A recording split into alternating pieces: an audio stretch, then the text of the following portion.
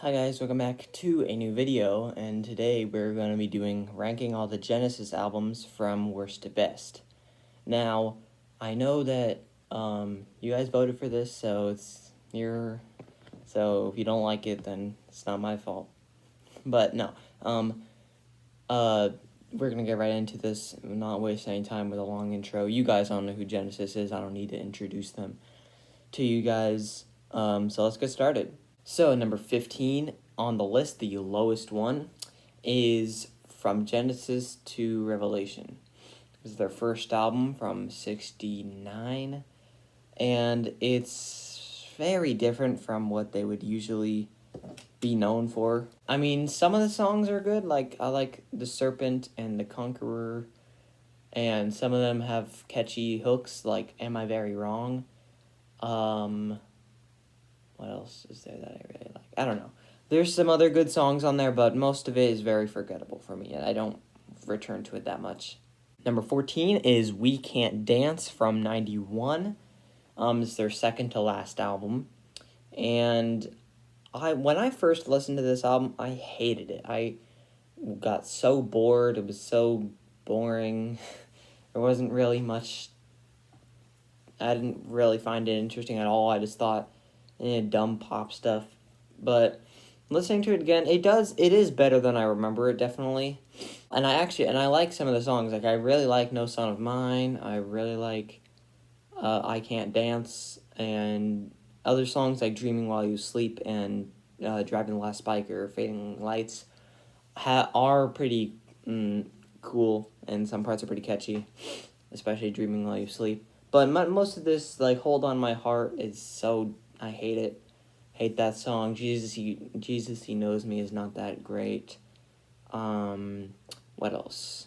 Stuff like Tell Me Why and other songs on the album as well. Never a Time. They're fine. Way of the World is catchy, but most of the songs, there's a couple good songs, a couple of catchy songs, and a couple of just meh songs. Most of it's meh. Okay, number 13. Maybe a lot of people were thinking that this would be the lowest spot, but no. 13 is Calling All Stations. Calling All Stations it's a good album. I actually really like it, and this and the 12th spot are actually very close. It's definitely a step up from both. From Genesis, Revelation, and We Can't Dance. They're both good. I know that a lot of people don't like it, and I feel like the main reason people don't like it is not because it's bad, necessarily, but because it's just not how Genesis sounds. When you think Genesis, you don't think heavy rock guitars and Ray Wilson's vocals. You don't think that kind of stuff. Even though this album still is good, and there are a number of songs that I really like on here. Like the title track, Congo. What else is there? There's Small Talk. There Must Be Some Other Way. If That's What You Need. Like a lot in the Dividing Line. All those songs are great, and One Man's Fool as well is a bit less than the others, but it's so good. But there's also songs like Shipwrecked and Not About Us that are really, really cheesy, and I mean, Shipwrecked is kind of catchy, but it's not good. And there's some other forgettable tracks on this album. I don't even remember the entire track list. But it's fine. It's not amazing or anything. Not some misunderstood classic, but it's a good listen, and I will listen to this album all the way through. This is the first album that I can probably listen all the way through and not get super bored, because all the good tracks are spread out across the album rather than just having all the good songs on the beginning or the end of the album. So yeah. Okay, number 12 on our list is Trespass. Now, I know I'm going to get some hate for this one, because Trespass is in the golden era of prog Genesis, at least. And I don't really believe that. I think they were still like, this is definitely way better than From Genesis to Revelation. and is way more representative of what their sound is. But a lot of it is forgettable, to be honest. I don't really remember all the songs on this album.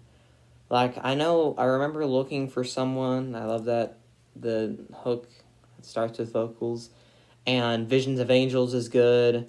And all the other songs, I don't really remember.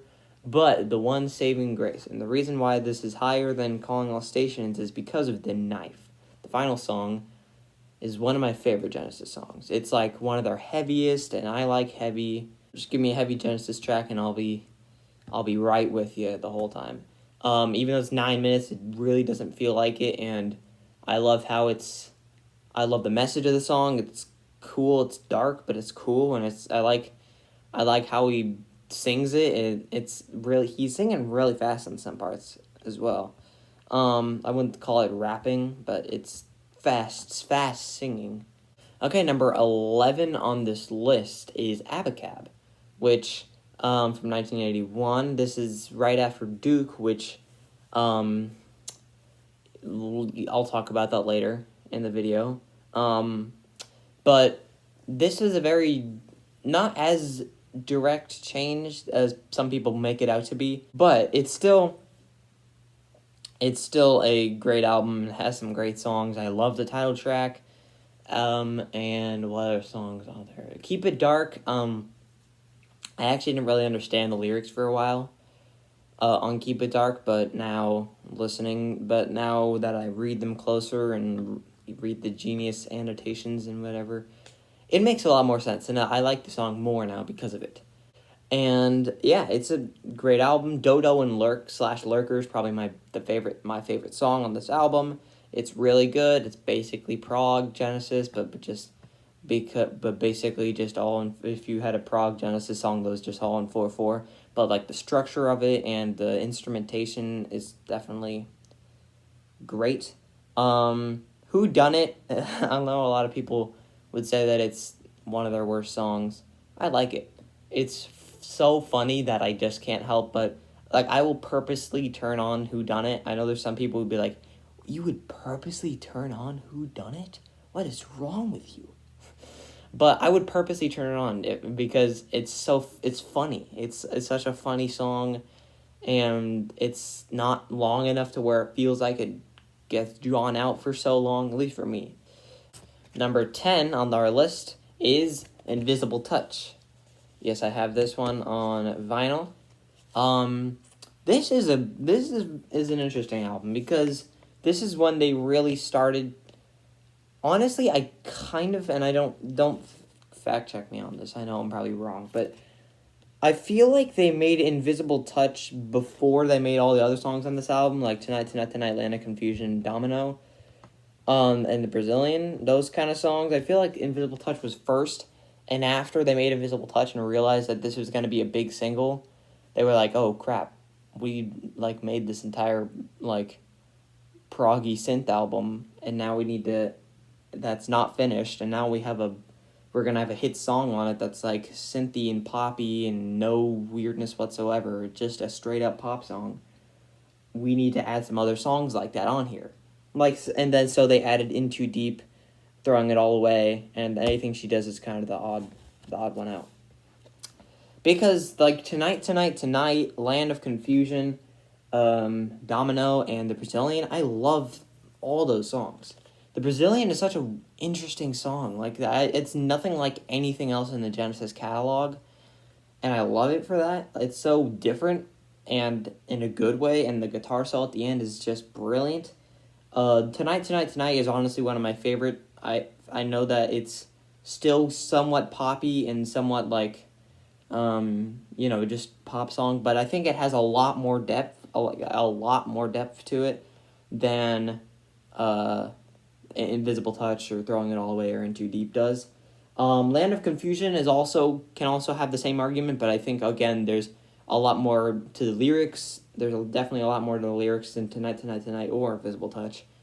But Land of Confusion, I love the lyrics on that, and it's such a groovy song, and it's just a good song. And it's a good album. Domino is such an interesting song. I know it's made up of In the Glow of the Night and The Last Domino. But I think it works so well. And I know some people are probably like, oh, they're just forcing 10-minute songs out of them now. I don't think so. I don't think this sounds like... I don't think they went into Domino thinking, okay, we gotta make what is 10-minute song, Genesis songs all about? We need, stuff like, I don't think they did that. I think they were just thinking, we're gonna write a song, and this time we're not gonna strain ourselves to the normal, we're gonna do a proggy song like back in the old days. Yeah, I like it a lot. It has some great songs, and it has some not so good songs. And those not so good songs bump it down to here. But if Invisible Touch, In Too Deep, and Throwing It All Away weren't here, I think this would be in like the top. This would be way higher. Now we're gonna move on to 9, which is And Then There Were 3. This is a very interesting one. It's the weird middle child between the prog Phil Collins era and the pop Phil Collins era. It's like the mixture between them.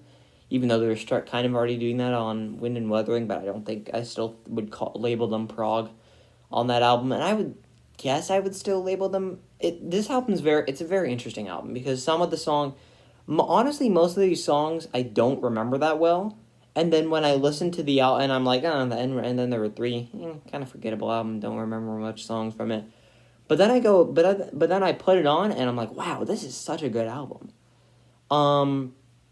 And it is. It's really good.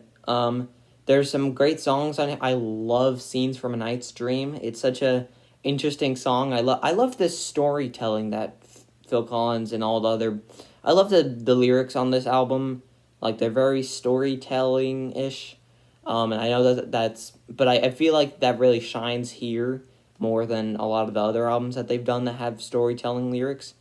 A lot of the other albums don't stand out to me as much as And Then There Were 3 songs stories. And like Down and Out I really like. Of course the big single, which I think was their first number 1, Follow You, Follow Me, which I like it. I kind of am biased towards it because it's one of the few Genesis songs that I heard when I was like 5 or something, I don't know.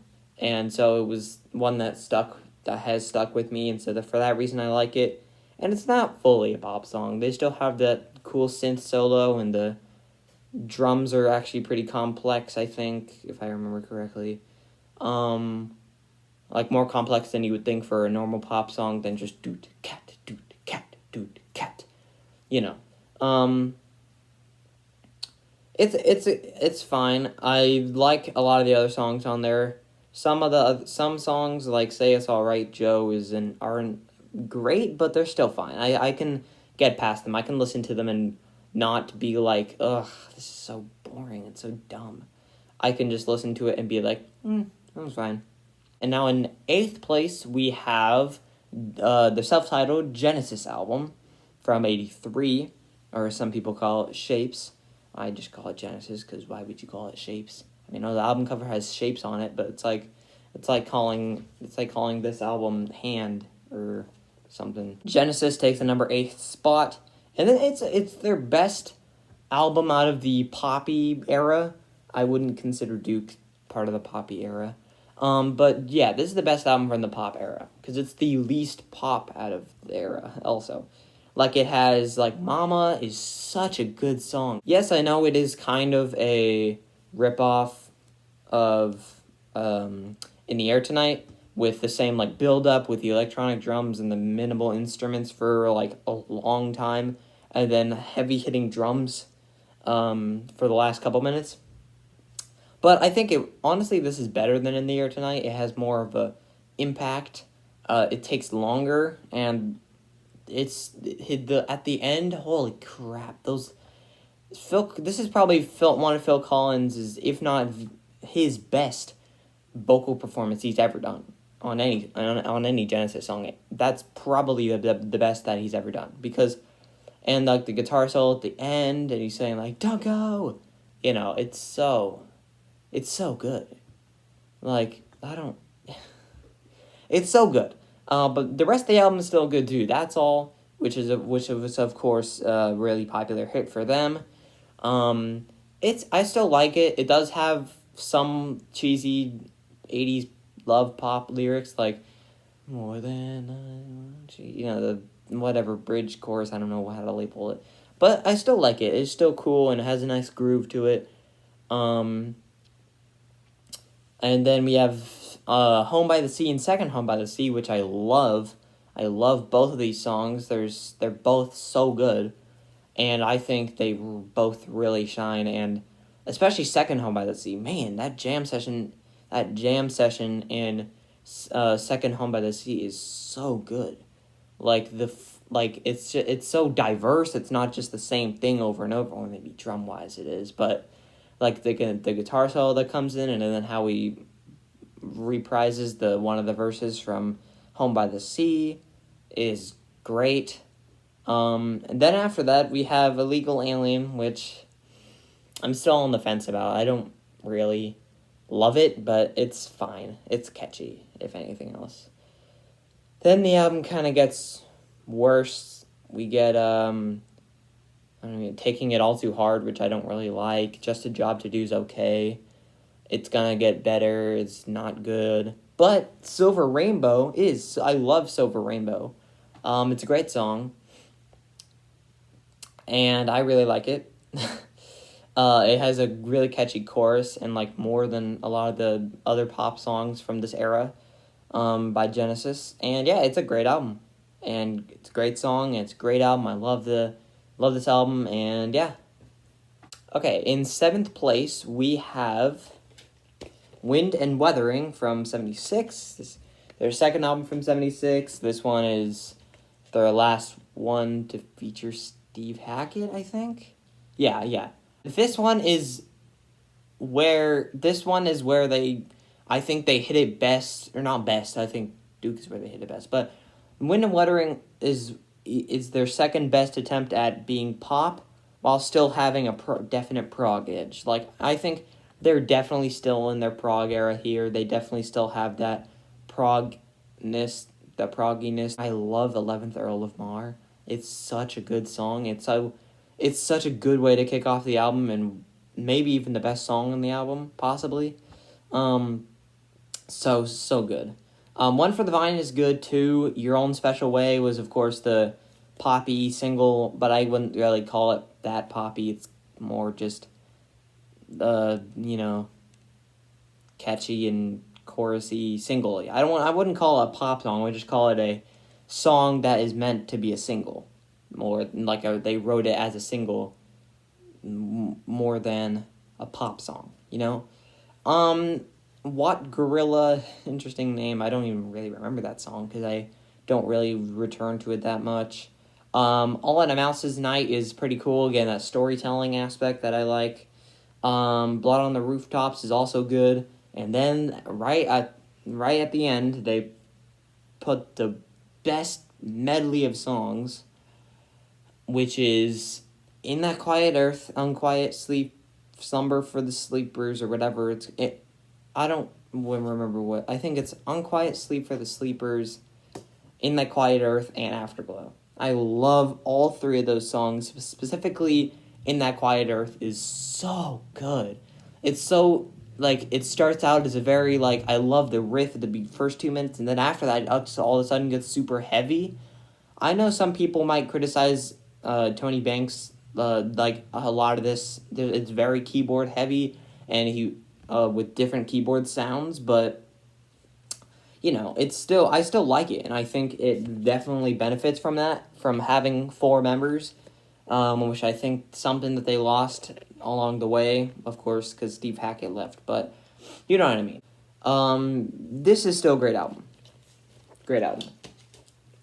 Number 6 on our list is Nursery Cryme. This one is from 71. We're going back to the beginnings, I guess, sort of. Not really. It's their third album. The first one that I would consider the golden era of prog, Genesis. This one has amazing songs such as The Musical Box, but honestly, I'm not that into The Musical Box, honestly. I know a lot of people think it's one of their best songs, but I honestly don't really think so.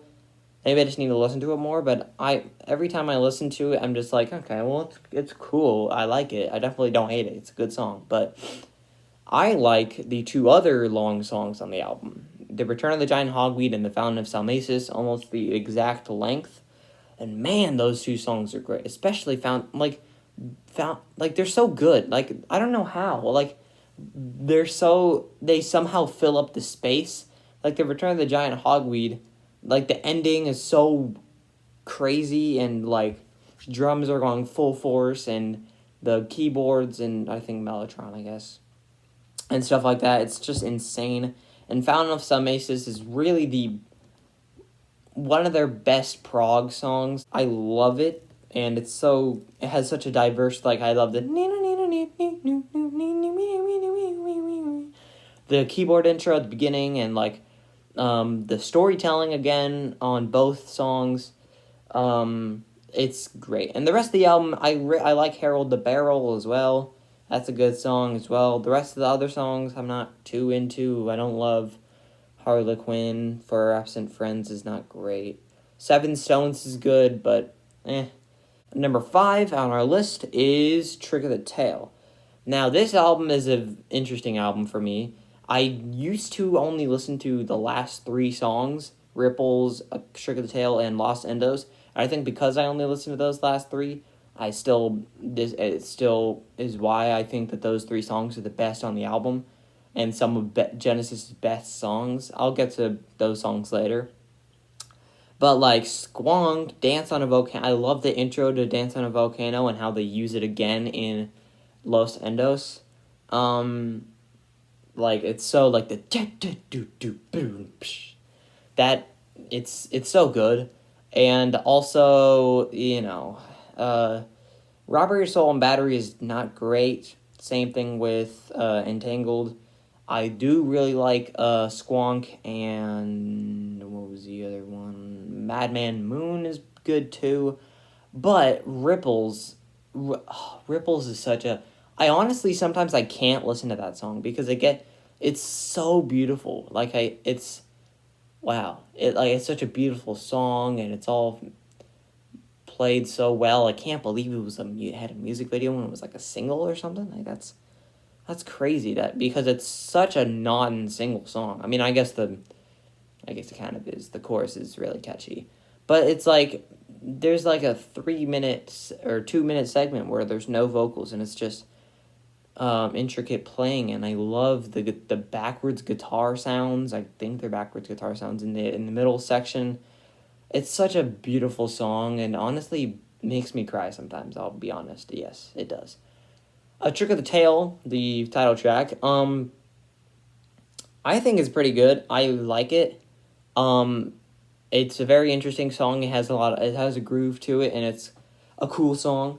And the last song, Los Endos, I never know how to pronounce that, it's one of the coolest Genesis songs ever. Like, this is probably the only song one of the only songs that I would address as cool by Genesis, but this is such a cool song. Like, it's so, like, it takes you on such a journey in just 6 minutes. It does more than some other Genesis songs do in more minutes.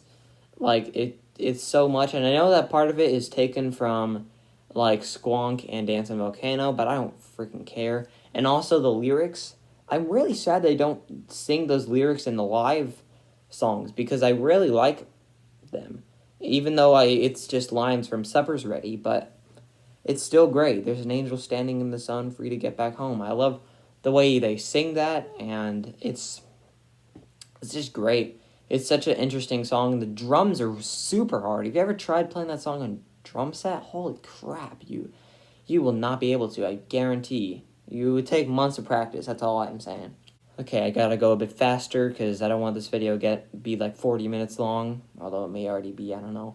Anyway, number 4 is Foxtrot from 1972. This, of course, has the infamous Supper's Ready, which gets all the love, and it's a really, like, interesting song. It has so much to offer. Like, I keep thinking the song is over, and it just keeps going, and I'm like, wow, they did this much, and this is one song. I mean, I guess it's multiple songs and multiple different parts, but it's still great, and it's such an interesting song. But honestly, I don't think it's my favorite on the album. I know. You can hate me all you want. I think the best song on this album, and some people may disagree, looking at you notes reviews, Get 'Em Out by Friday. Yep, Get 'Em Out by Friday is the best song on this album. I don't care. It's so... Oh my god. It's so good. It has such a, I love the storytelling. It has probably the best storytelling out of any Genesis song, possibly.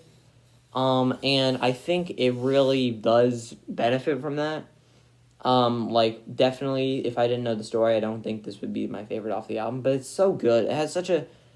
When you know the story, it's so much more fun, and, it's so cool, and it's one of my favorites.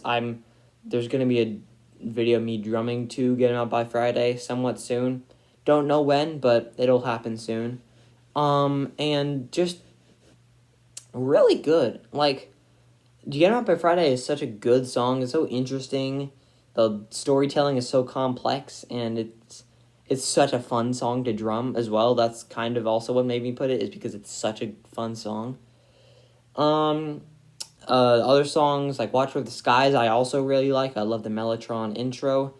Timetable, Can Utility and the Coastliners, and Horizons are okay. I like Can Utility and the Coastliners. It's pretty good, but Timetable and the other song, Horizons, it's not great.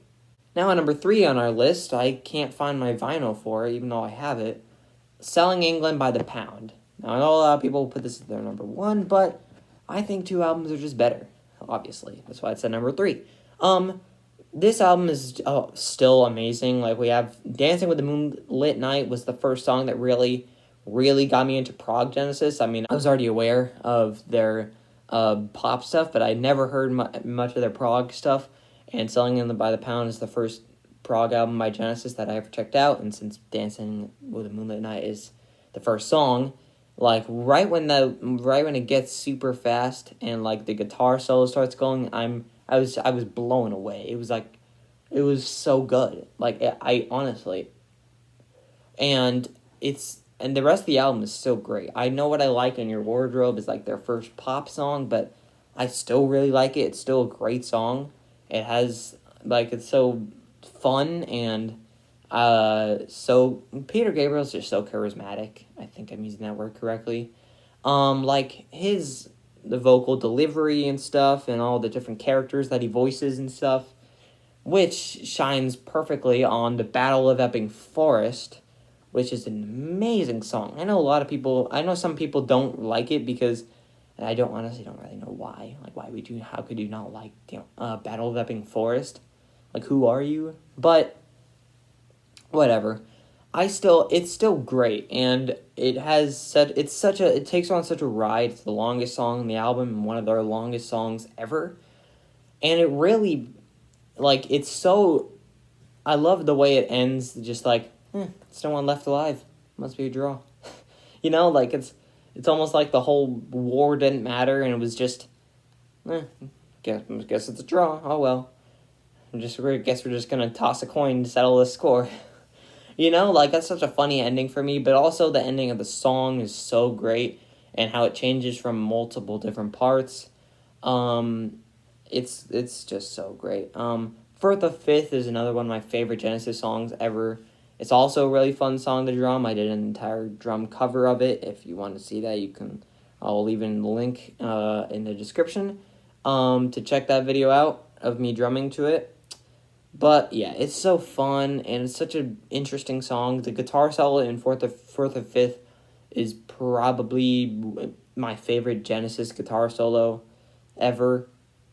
I just love the sounds that they get on their guitars on this album. It's so good. And the rest of the album is still good. Cinema Show, I can give or take. And the other short songs, shorter songs, like Isle of Plenty, they're fine. They're not great, but this album really shines with those for long songs, and also I know what you like. I know what I like in my wardrobe. Okay, we gotta speed this up a bit because it's gonna be longer than the Yes video, which I did not expect it to be, because it only has 15 albums compared to like 20 for Yes. Number 2 is Duke. Man, Duke is such a good album. It's their best poppy album. This is when they got it completely right for merging poppy synth stuff with proggy synth soundscapes and vocals and drums and guitars and stuff like that. It's so good. And the Duke Suite is obviously what shines here the most. What a good song. I'm kind of upset that they split it up into multiple different sections. I mean, I understand it because they could get way more singles out of it. But it would have been so cool to hear it all as one song. I know they were like, oh, it's going to get compared to Supper's Ready, but I think that was probably just a deploy. Because I feel like it's not really okay to say, oh, yeah, we wanted to get more singles because we wanted more money, so we separated them. So they were like, no, we don't want it to be compared to Supper's Ready. Which is a good reason, but I don't think that's the main reason they cut it up. Anyway, the other songs on here are still amazing. There's so much to talk about on this album. Duke's Travels is one of my absolute favorite songs by Genesis. And I love how Duke's ends with basically Behind the Lines reprise. It's so amazing. Turn It On Again, I really love, and I've loved since I was a kid. It's another one of the few songs that I've heard when I was a kid, and was probably my favorite of the ones that I heard when I was a kid, like a little kid. Guide vocals, I like how it has the same vocals as Duke's Travels. Now the other songs that aren't the Duke Suite are still great. Man of Our Times is such a good song. I love the Phil Collins soaring vocals. Misunderstanding, of course, is a big single, but I think it definitely works. I like the lyrics. The lyrics are very interesting. It's almost like a precursor to that's how people ghosted people back in the days. Well, I probably wasn't called that, but And Heat Haze is probably the most underrated song on this album, besides maybe Duke's Travels. It's I hear literally no one talk about Heat Haze, but it's such a good song. I love the chorus, and the Phil Collins vocal delivery and all that stuff. It's great, and I love the lyrics. Alone Tonight is fine. It's interesting. It's definitely more of a poppy song, but wasn't even really a single. Cold Cul-de-sac and Please Don't Ask are other songs that I don't listen to that much, but they're both fine. At number 1, the best album, Process of Elimination, you already know what it is. It's Lamb Lies Down on Broadway. This album I didn't even really 100% get into this album until a couple months ago. Obviously I knew Lamb Lies Down on Broadway, and I liked it a lot. And anyway, those are the 3 songs I listened to for years before I heard this album. I heard this album entirely. But after listening to it entirely, I don't even understand what the story is 100%. I don't even know if they do. This is the only prog album. This is one of the only albums in general that I think could get a movie. I know they probably couldn't sell enough to make it a movie, but have you seen that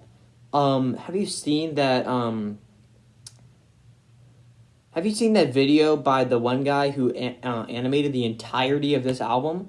That shows that this could be a movie. And that animation helped me love this album even more than I already do. There's so many amazing songs. Lamb Lies Down on Broadway, of course, was, I think, their biggest hit at the time. And In the Cage, I'm just mentioning the highlights because I could go on and on about this album. In the Cage is an amazing song. Back in New York City is so good. It's a very interesting song. I think it's one of the only times that he says a curse word I think this album has the only 2 times that he ever says a curse word in the entire Genesis catalog. But This one and the other one being in The Colony of Slippermen when he says dick. We have Counting Out Time, which is an interesting song. It's another more catchy song, but I still like it. Carpet Crawlers is great. Anyway, as I already said, is so good. It takes you on such a journey. Like, how can someone fit that much music into just 3 minutes? And, like, that breakdown, like, the bow, bow, bow, bow, with the piano going, like, that part doesn't sound hard when you listen to it, but holy crap, have you ever tried playing that piano section in the middle? It's so hard. It's like you have to move your hands so fast to do it correctly, and I think that Tony Banks is doing it all with one hand while doing like bang, bang, bang, bang. I can't do that. I've tried to learn it and I know the notes, but I can't do it with one hand. That's just too crazy for me. The Lamia is an amazing song. It's such a interesting look. I don't know. It's so interesting. This song, the lyrics really shine on this album. This is another one of their best storytelling things. Probably, honestly, the best. I probably said that about Get 'Em Out by Friday, but this album is the best in terms of individual songs. It's definitely,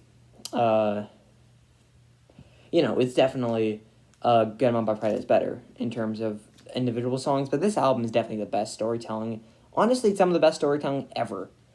The Colony of Slippermen, which is... I love that song so much. It's such a... It's so weird and interesting. It has such weird, slubberdigillions on squeaky feet. It's the yellow plastic shooby-doob. And I love the keyboard sounds that they get on the part where he's like, me, like you. That's amazing. The Light Dies Down on Broadway is a nice callback to Lamb Lies Down on Broadway, and it's a cool song. And the last section of the album, Ravine, also, because it actually starts with the Colony of Slippermen. It's so good. The storytelling, really. I don't like Ravine, and I don't like In the Rapids. Riding the Scree is okay. I like the jamming on that song, but that whole last section comes alive so well in the animation done by, I forget what his name is. I'll also leave that in the description because you really need to check it out.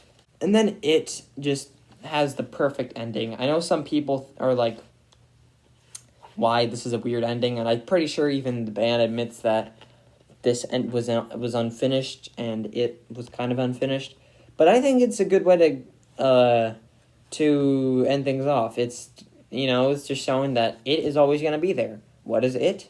Who knows? But it's always going to be there. No matter, it's going to be over there. It's going to be there. It's chicken. It's eggs. It's in between your legs. It's walking on the moon. It's leaving your cocoon. It's everywhere. And it's only knocking no wall, but I like it. So, yeah.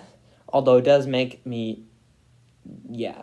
it's kind of a really terrible song name for other song name videos. And by the way, I know on my community post about what video next, I have Genesis Other Song Names video on there as one of the options.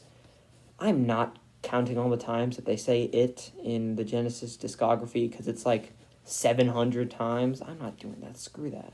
I'll still make the video, but I'm just going to exclude that song. Anyway, that is about it for my Genesis ranking. Of course, this went on way longer than I thought it was going to be. But yeah, hopefully you guys did enjoy, and if you did, then leave a like. Tell me what band in the comments do you want me to rank all the albums to next. I was thinking either Megadeth or Emerson, Lake and Palmer. If you guys want to see either of those, comment down below, or if you have other suggestions like King Crimson I was going to do, leave them in the comments as well. Make sure you like the video and subscribe if you want to see more content like this. And yeah, I will see you guys later. Bye.